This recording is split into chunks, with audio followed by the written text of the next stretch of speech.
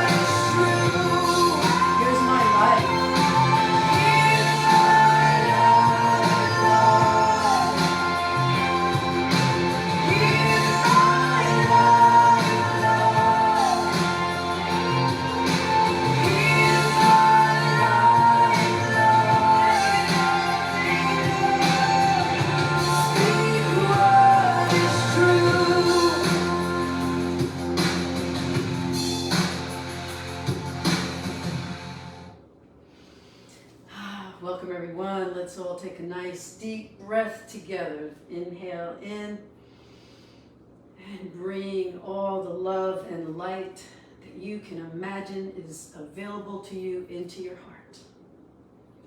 And allow your heart to be filled with the love and the light that is yours to then extend out into the world. Breathing in and extending love and light out. We breathe in the willingness to take on whatever it is that we've been asked to do, however it is that we can best show up as conduits of peace, as instruments of peace, as compassionate responders to life and circumstances. Let's breathe it in as an act of service, we receive it, and as an act of service, we extend it. We receive it in our willingness to be of service, and we extend it out into the world. Breathing in love and light, feeling it in our hearts, expanding our hearts, almost as if it's moving physiologically into your chest to feel the expansion. Feel your heartbeat. Send love and light out into the world, into the places where your light is most needed, where you are, as you are, who you are, a conduit of light and love and peace.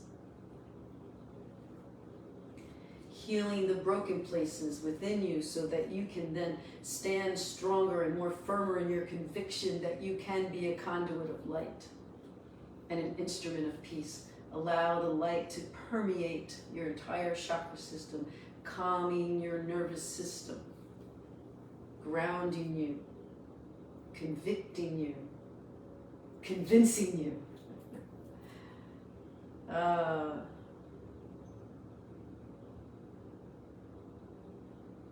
Entering into this time together with a willingness to be guided into the places, onto the path where you are most needed. Together we breathe in our brotherhood, our sisterhood, our kindred spiritness, and we exhale gratitude for this moment, for this time together, for this community. So welcome everyone. Happy Holy Thursday. What a wonderful opportunity it is for us to be here together, to consider what it is that we can do to bring kindness, compassion, love, peace into ourselves in such a way that it doesn't even, we don't even consider not extending it out, that there is no person, no circumstance, no situation, no past that would stop us from extending out peace and love and kindness and compassion. So tonight we just open ourselves to the willingness of that, to be conduits of that, to feel so convinced within ourselves that we become unshakable, like the tree that's planted by the river. I will not be moved. So all that to say, we need that strength. We need that conviction of self in order to do the spiritual work that is worthy of a warrior, the warrior pose, the hero, the one that is really willing to step into the trenches of this particular life experience. And in this life experience, we come across things like betrayal and heartache and memories of perhaps an adult who hurt us and another adult that didn't protect us. And we have this part of us that is reactive to life circumstances because we still have the hurt of those. And so we wonder, well, do I have to forgive that? The Course in Miracles tells us we're not condoning behavior in this illusion. We're not saying that there are things that are okay that were hurtful. What it is saying that in order for us to find peace, in order for us to get to a place of groundedness and conviction to be able to do the work that we need to do in order to be a higher, kinder, more compassionate, more peaceful conduit in the world, we need to heal ourselves. We need to first heal what is within. And so the forgiveness is not of a behavior. The forgiveness is of the part of us that holds on to that. The part of us that needs to find healing and peace. It is a yoga pose. It is a stretch. And it is an opportunity for us to see at any given time what we're made of when we get challenged. And we will get challenged. That's just the nature of being in this world and in this embodiment. And so we continue on in our little mini series of workbook lessons that are specifically designed to help us understand forgiveness and to focus on forgiveness and to embody forgiveness. But first, I have a special announcement. There is a program in the developmental stages that will be offered in July. In fact, we have a launch date of July 8th. It's called Miracles with a Twist Conversations. And this program will be an opportunity for you to listen in on a conversation between myself and Reverend Lisa, Gotti Lisa, who's here with us tonight, to unpack and dig deep into some of the topics that we discuss. And we'll be bringing even more of an interfaith perspective than what I do here on Thursdays. So stay tuned for more information on that. You'll be getting a newsletter, a WhatsApp notification. You'll be getting an invitation on Facebook. But in the back of your mind, just be ready for it and listen for it, because I think it's going to be something that's going to enhance the relationship, the spiritual community relationship that we already have. So Reverend Lisa, Gotti Lisa, I'm really looking forward to moving forward with this with you. Is there anything else you wanted to say about it? Everybody will have an opportunity to comment, ask questions and all that, and we'll be able to take time to respond and address it maybe in a future Yes. Okay. conversation or something. It'll be more interactive. It won't be like Zoom, but it'll be more interactive. It's a very good point. So it will be a pre-recorded message, but we're going to be open to commentary so that anything that comes up that you think of while you're listening to the conversation, you can ask questions, you can give us feedback, and then the next time we gather to address whatever our theme is for that day, we will also address your questions, your concerns, your comments, and whatever else you have. So yeah, thanks for reminding me of that. So today we're going back into this series that I mentioned yesterday of there are a number of workbook lessons that are specifically dedicated to forgiveness, and we're going to cover them before we get back to the manual for teachers. We got plenty of time. We're only halfway through the year. So right now, for today, we're going to be looking at two lessons. One is lesson 46 that says, God is the love in which I forgive. And I'm going to correlate that with lesson 154, which is, I am among the ministers of God. So even though 154 is not specifically a forgiveness lesson, it correlates very well with lesson 46, because when we think about doing our spiritual practices and when we think about stretching a little bit further into a place of forgiveness and deconstructing the ego, we wonder, well, how am I going to do it? What is within me to do that? Where are my resources coming from? And lesson 154 will give us an idea as to what that is and why that is and who we are. So let's start with this quote. This is a quote by Matt Kahn. Some of you might know him. It's long. I'll break it down to a shorter portion. He says, forgiveness is digging deep within yourself to find the strength, character, and conviction to complete the very healing journey inspired by the unpredictable nature of your most painful circumstances, your traumatizing events, and your daunting adversities. Forgiveness is not a matter of pretending that it was okay or turning away from what has occurred. It's a bold step in human evolution to break the cycle of mental, emotional, and physical suffering by focusing on the innocence within you, the part of you that deserves your honor, your respect, your support, instead of maintaining a war inside you against those who were too lost in their pain to acknowledge your power. And the line where he says that we focus on our innocence, it reminded me of the Wall of Innocence. There is a website called the Miracle Distribution Center. And if you go there and you look at all the different things that they offer on their tabs, there's one called the Wall of Innocence. And on that wall, you can send a picture of yourself when you were a child. And they will put you on the Wall of Innocence. And I thought about all the people who may be sending a picture of themselves who maybe I don't think of as innocent.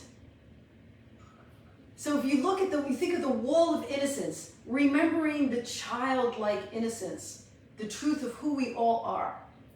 And I thought, you know what? I need to create a wall of innocence in my own home. Because when I'm judging someone, when I'm upset with someone, when someone hasn't met my expectations, they need to go on the Wall of Innocence. They need to join me there on the Wall of Innocence so that we remember that we are a reflection to one another of the true innocence of our deepest self. So if you get a chance to do that, it's Miracle Distribution Center, the Wall of Innocence. What a great way to think of yourself and to think of others as well.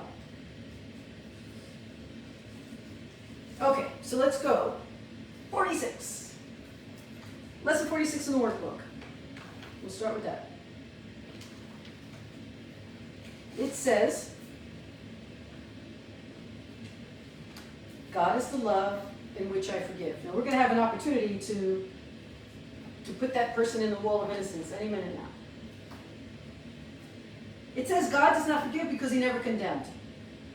Imagine if you never condemned anything or anyone. It's hard to imagine because we feel so strongly about what we believe to be right and wrong. And we can point to circumstances and situations and society and all sorts of things. We say, well, that was wrong.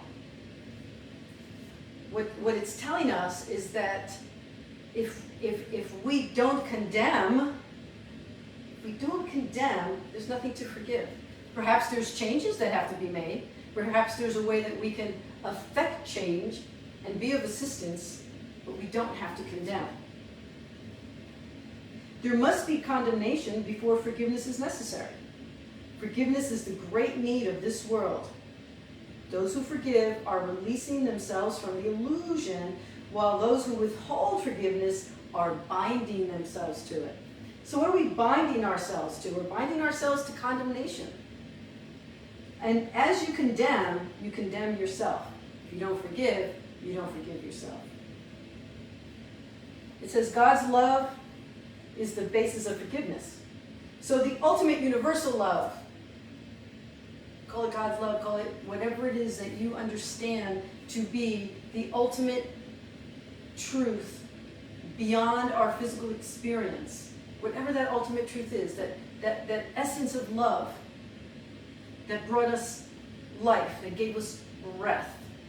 If we focus on that and understand that that is seeing us, that is a view of perfection, a view of light, the great rays, it says in a course somewhere, that we are seen as these great rays of light. And if we can see ourselves and others from the perspective of loving vision, and then we extend that love, and that becomes like the general way of seeing and being, then we can understand, at least for a moment, we can understand that if that were possible in our lifetime, if we could see that with peace and love we can change the world, and peace and love that actually has changed the world, and now there's been, you know, some critical mass of transformation, then there's a part of us that can hold on to that thought that, well, if that really happened, then there would be nothing to forgive, because there would be no condemnation, there would be no behaviors to condemn. So we might say, oh, well, that's such a fantasy. How can that possibly happen? Well, we haven't had that critical mass to see. We haven't seen that shift. So in the meantime, we just do what we can where we are. You just do what you can where you are.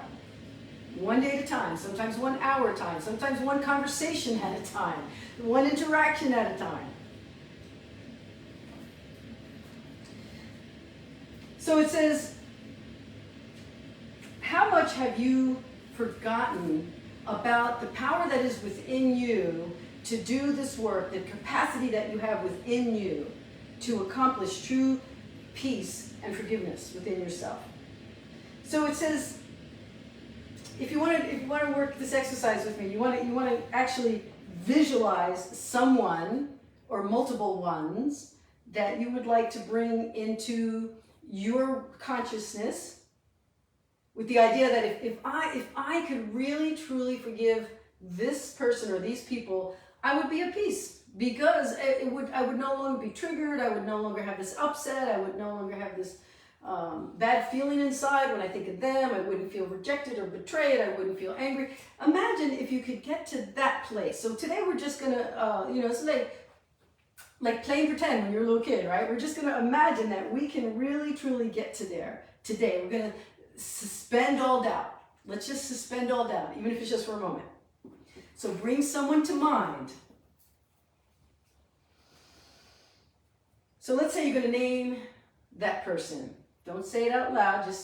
You're just going to say, person. God is the love in which I forgive you. God is the love in which I forgive you. Now, we're not standing like a high and mighty, like I have been your judge and now I've decided to be your redeemer. It's not that. We're saying, look, I want to join with you. I want to join with you in love and in light. I don't want to use my anger or our past to hold us both back from the peace that is possible. And that if I allow myself to feel that for you, even without you, if that person is not engaging, not returning your call, not returning your attempt at peace, or maybe not even in the world anymore, doesn't know you anymore, you haven't had any contact, it doesn't matter. What matters is what you're carrying. And you're the one who's not at peace. It's like the story of being cut off on the road. That person just keeps going and you're all upset for the rest of the day. So there are people in our life or situations that we've seen that really have nothing to do with us personally anymore, but we are carrying it. And so if we join them in an imaginary bubble of love, a light of love, we bring them in, and because our ego is engaged whenever we're upset, we're going to say that I truly, deeply, sincerely want to feel the release that forgiveness will offer. Not because I'm better than you, not because I have a right to judge you, but because I want to be released of this imprisonment that I myself have put myself into by my upset with you. So we're bringing that person or those people to mind, and we're saying, God is the love in which I forgive. I forgive. Change the word from forgive to release.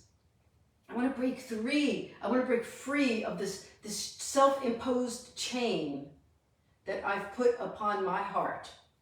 Let's break free of that. God is the love in which I break free and release myself from the imprisonment that was caused by our mutual upset, by my condemnation. And again, we're not saying if it was something that was really traumatizing, we're not saying that that's okay. We're saying that you don't need to be a prisoner. You don't need to be a prisoner of the upset. Because you deserve peace. You deserve peace and purity within your mind and your heart, so that you can then function more freely in the world, not weighted down by whatever this is that has held you back. The purpose of this phrase, God is the love in which I forgive, is to put ourselves in a position to forgive ourselves. Because we're the ones who are carrying around the burden. God is the love in which I forgive myself. God is the love in which I forgive you. God is the love in which I forgive myself. God is the love in which I love myself. God is the love in which I am blessed. Just continuously seeing this outpouring of love for you and from you, into you and out of you, all around, to the left, to the right, above and below. Just imagine this air of love, this bubble of love, this light of love, just a vessel of love, that you become a part of it. You're filled with it, and you're willing to be transformed by it. Then it says, I cannot be guilty because I am a child of God. I have already been forgiven. No fear in a mind beloved of God. There is no need to attack because love has forgiven us. God is the love in which I forgive. God is the love in which I forgive me. God is the love in which I forgive you. So let's go to lesson 154, because I want to make a correlation here. So why are we doing this? Like, why am I having to do this forgiveness work? Why is it such a continuous message? This whole book can probably be reduced to a little pamphlet that says, do your forgiveness work. It is the tool. It's the tool. If we want to be transformed, we want to open our eyes, see each other as beloved brothers and sisters, if we want to have deep internalized peace that can't be shaken, if we want to always find that we can respond from a place of compassion, forgiveness is the tool that takes us there. Forgiveness is the work that takes us there. You got a tool? You know, I always say that because I'm not very handy, but we have Paul with us, and every time I talk to Lisa, she's like, "Oh, Paul just built a shower in the backyard, and oh, Paul just did this and that," and it's like, how did he do all that? Because he's so handy. He knows all these things, and it's just amazing to me that like every week I get a report on like this amazing thing that Paul has done. But I bet you also have the right tools to do them, right? Mostly. Mostly he's very manly. It's just amazing. Like you have the tools and you know how to use the tools. And that's what spiritual practice is. You have the tool, but you have to know how to use the tool. So if you want to truly work on doing the transformation within yourself and within your life and in your circumstances and in your relationships, you have the tool. The tool's been given to you. Are you going to use it? I guarantee you, when Paul's out there making yet another shower or some other thing that he's doing back there, that he's going to use pipes and not wood to make a shower, right? And the right thing to put it all together. That's tool. Pipe's not a tool, right? I don't want my analogy to get too far lost on this, but you get it. The tool is there. So why do we want to use this tool of forgiveness? Because we have a purpose. We have a purpose. And the Course tells us right here, this is my purpose. I am among the ministers of God. Let us today, it's funny because there are times when we would have these lessons about my holiness and my task as a minister of God and a teacher of God.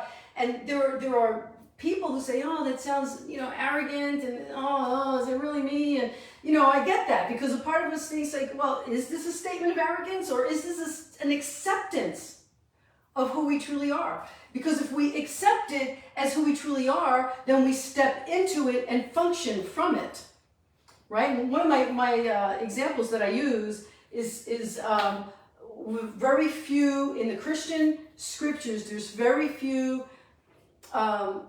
places where Mary, the mother, is actually quoted. That she actually has, what are you saying? There's 3 places, and it's that's not very much, right? It's like she's like this major character.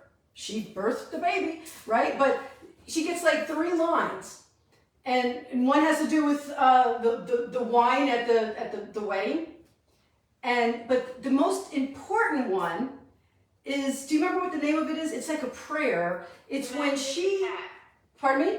Magnificat. The Magnificat. The Magnificat. It is amazing. It's when she goes from saying, what? I'm just a girl. I'm just this young girl. I got nothing. Why me?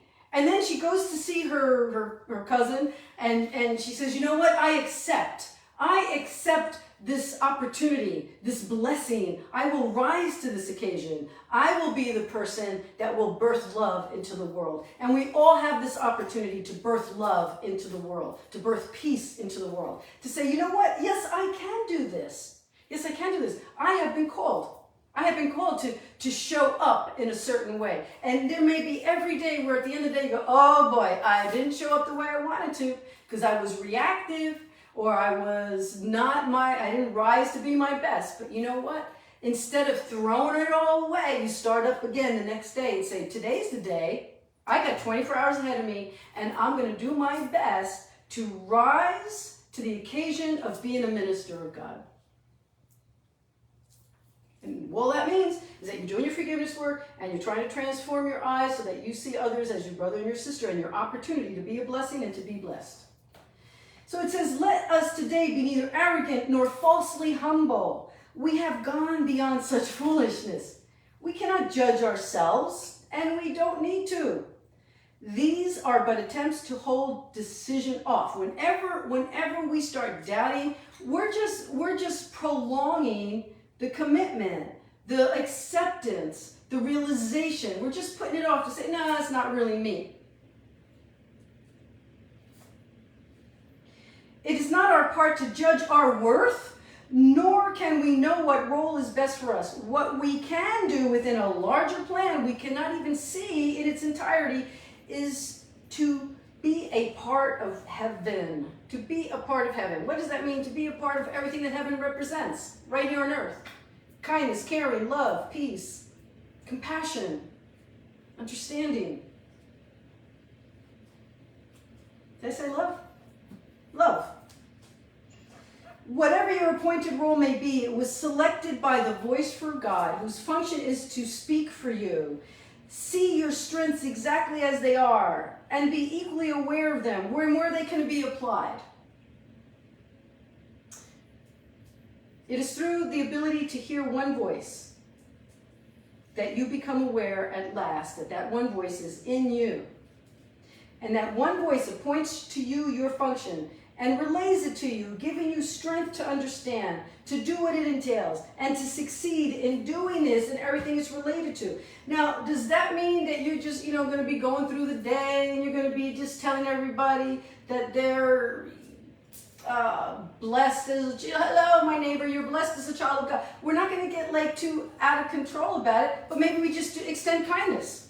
Maybe we just allow ourselves to be led in the place where we say, oh, I was going to go this way, but you know what, I'm going to go this way. And there's an opportunity to be a blessing of someone.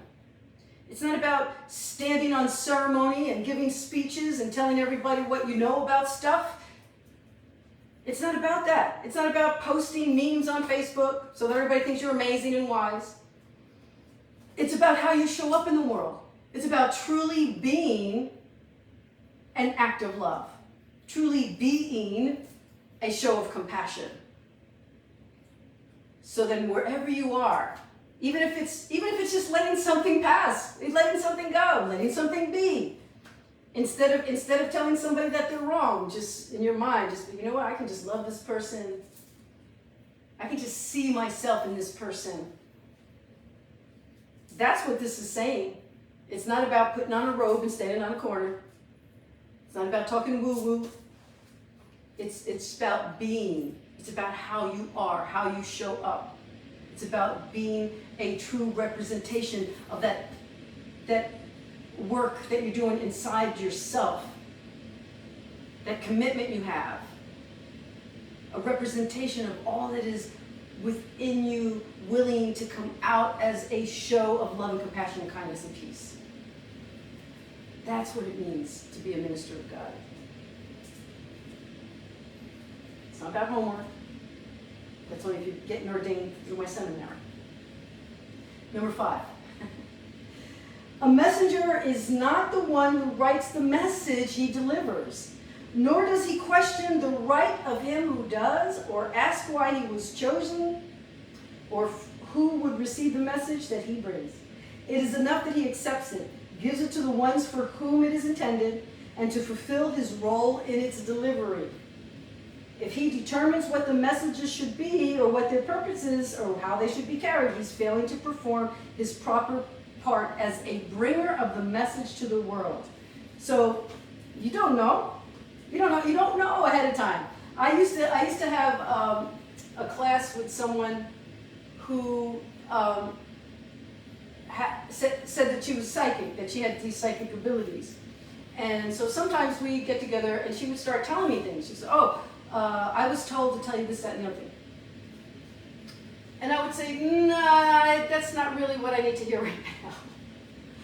And it was because sometimes it was just like really coming from her opinion, not from a place of really knowing what it was that I would respond to. And I think that that's the difference. If we come from a place of like, look, I need you to know this because I believe this for you, that's not receiving guidance. That's not receiving the true wisdom of where it is you need to go and where it is you need to be. We just need to be open to that. Just to be able to say, oh, okay, let me see. I happen to be in this situation and I feel led. I feel truly, deeply, sincerely led. And it has nothing to do with me. I remove myself. I remove my ego. It's like Kevin Wapnick in the commentary, he uses the example of a carrier, a messenger carrier. And for some reason, instead of a mailman, I thought about like back in the day when they used to go on bikes and they would have those like leather pouches and they would just like deliver courier, like from offices, like office couriers. The office courier doesn't stop to open the notice and to read it and say, oh no, well, you know what, I think it should say something different. Let me cross out some things and write in some things. You don't do that. You just deliver the message. You just deliver the message.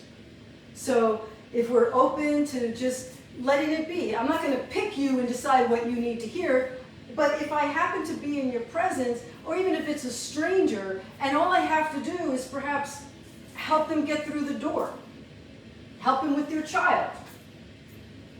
It's not about me preaching or teaching. It's about me being present and available for acts of kindness and compassion. It's about how we show up and how we interact and what we give of ourselves. Is that? I got it. You're good. Let's go to paragraph 7. It says, an earthly messenger fulfills his role by giving all his messages away. The messengers of God performs their part by their acceptance of his message as for themselves and show they understand the message by giving it away. And then let's go to paragraph 11. We practice giving him what he would have, that he may recognize his gifts to us. He needs our voice, that he may speak through us. He needs our hands to hold his messages and carry them to those whom he appoints. He needs our feet to bring us where he wills. I forgot to turn on airplane mode, so excuse me for that. So maybe that had to happen so you could hear it again. God needs our voice. God needs our hands. God needs our feet. God needs our hearts so that we can be true receivers and then true givers of what we've received. And it's not about telling people about themselves. It's not about making assumptions about who people need to be or how they need to be or what they need to hear. That's not our place. Our place is to simply do the forgiveness work so that we become conduits of that kindness and compassion, simply in passing. Sometimes an act of kindness to a stranger can stay with them forever, and you might not even know. You don't know how you can be so needed at any given time. Yes, I love that. There's a guy on YouTube who has a show called Buddha at the Gas Pump. And I think, you know what? We find Buddha, Jesus, Krishna, Kali, Shiva, God, whatever you think the higher power is that works through you, the Holy Spirit. We find those opportunities to interact with messengers of love and receivers of the messengers, the receivers of the message. And again, it's not about the words that we use, it's about how we present ourselves and how we bring those words to one another. And it may be complete silence, it may be just complete loving act of service. I am among the ministers of God, and I am grateful that I have the means by which to recognize that I am free. The world recedes as we light up our minds and realize these holy words are true. These holy words are true of you. You are a messenger of God. You have the capacity within you to do the forgiveness work of yourself within yourself and of others.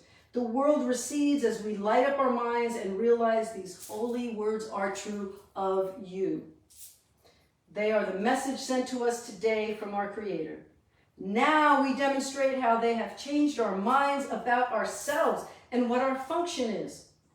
For as we prove that we accept no other will, our many gifts from our Creator will spring to our sight and leap into our hands, and we will recognize what we have received. We will recognize that we have received the memory of who we really are, the memory of who everyone else really is. And when we do that, we step out of condemnation and into compassion. I just want to tell you real quick what Ken Wapnick had to say about this. He says, when Jesus talks about being a minister of God, he does not refer to a sacred mission that the Holy Spirit has appointed to you and only you. What he means is that you are practicing the lessons of forgiveness. And since the curriculum is highly individualized, as we are told at the end of the manual for teachers, which we're going to get to, everyone's lesson differs in form, but the content is the same. So you and I are going in different paths to the same place, which is ultimately a place of higher learning. But on that path, whoever we come in contact with, who I come in contact with today is maybe very different from you. But we still have the same job to do. We still have the same task. We still have the same goal to rise to as we pray higher and rise and forgive and love and continue to walk in the spirit of forgiveness. It's like being in school.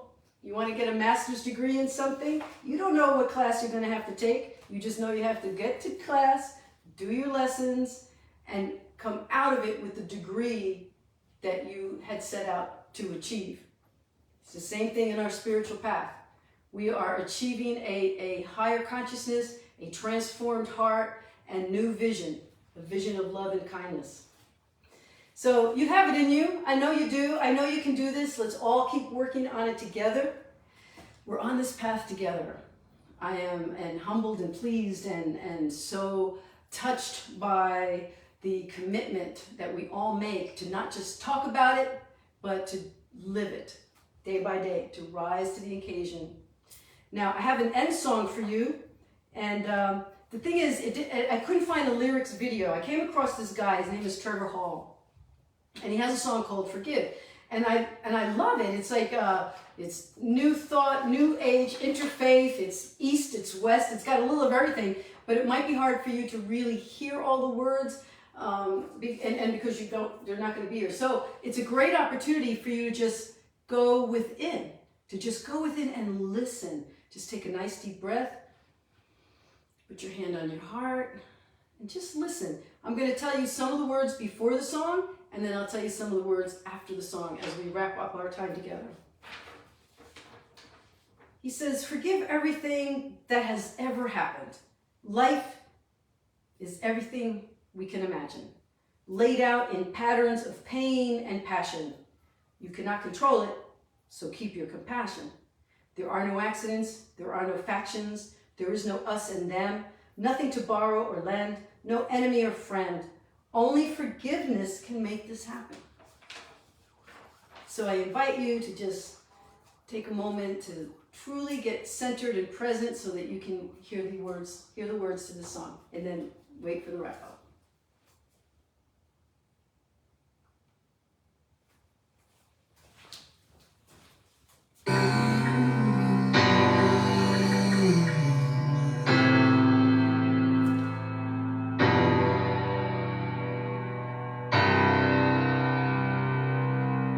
Sun coming up on the earth, open up strong and we learn. Never done, never do we waver. Who is the one that we seek? Who is the one within we? I don't fear the answer. But I know hope it has wings. I can see it rest with the King. Let it shine unbounded. Out of the mouth comes the water, out of the earth came a daughter. All I hear is to forgive.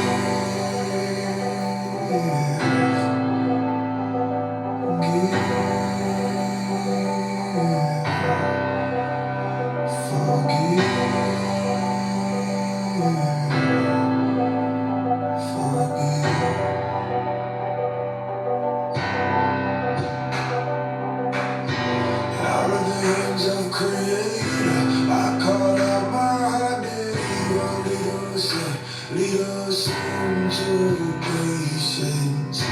Made you the mist on the sea. Let it rain down for a healing. I know this is ancient. Well, I love you and I mean it. Hey, little child, can you feel it? Let it come full circle. Giving up on separation. Now it's time that we face it. All I hear is to forgive.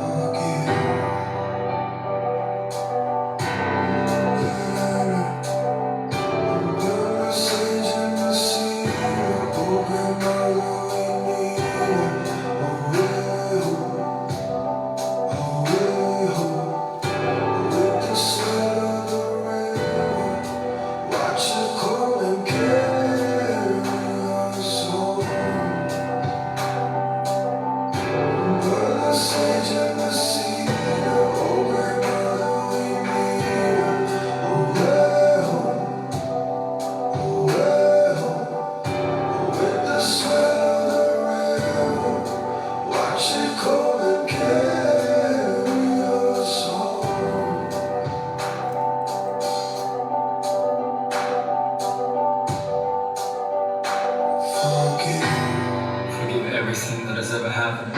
Life is everything we can imagine, laid out in patterns of pain and passion. We cannot control it, so keep your compassion.